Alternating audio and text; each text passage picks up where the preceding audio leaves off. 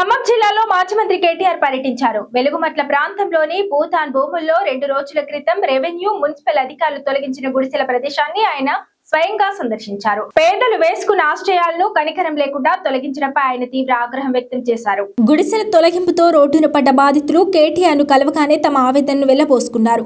ఎన్నో ఏళ్లుగా నివాసం ఉంటున్న తమను ముందస్తు సమాచారం లేకుండానే ఖాళీ చేయించడంపై కన్నీటి పర్యంతమయ్యారు. ప్రభుత్వం పేదల పొట్ట కొడుతోందని, తమకు గూడు లేకుండా చేసిందని వారు కేటీఆర్ కు వివరించారు. బాధితుల మాటలను ఓపికగా విన్న ఆయన వారికి ధైర్యం చెప్పారు. ఈ సందర్భంగా కేటీఆర్ మాట్లాడారు.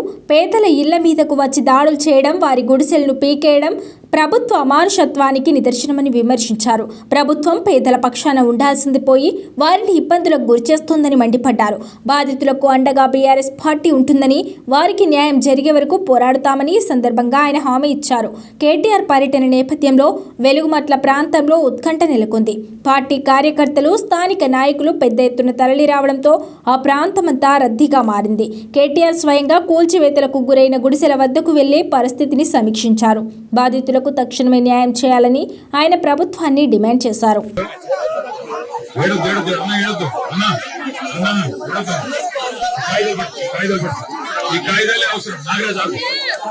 మీ అందరికీ నా ప్రార్థన, మీ అందరితో మీ దగ్గర అన్ని కాయిదాలు ఉన్నాయి.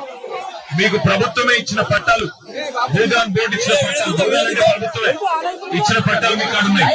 మరి మీకు గతంలో మీరు ఇక్కడ ఇంటి పన్ను పెట్టిన దాఖలాలు ఉన్నాయి. అలాగే గతంలో ఇక్కడ కరెంట్ స్తంభాలు ఉండేది. ఇవాళ ఇందిరమ్మ రాజ్యం అని చెప్పి కోర్టు ఆర్డర్లు ఉన్నాయి, కాయిదాలు ఉన్నాయి.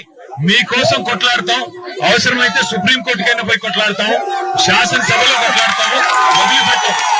వచ్చింది అందుకే దయచేసి ధైర్యంగా ఉండండి తల్లి, ధైర్యంగా ఉండండి. మళ్ళీ ఇక్కడే మీకు ఇల్లు కట్టించి ఇక్కడే గృహ ప్రవేశాలు చేయించే బాధ్యత మాది. మీకు జరిగిన అన్యాయం విషయంలో ఎక్కడి దాకా కొట్లాడతాం, అసెంబ్లీలో కొట్లాడతాం, శాసన మండలిలో కొట్లాడతాం, వదిలిపెట్టాం. సుప్రీం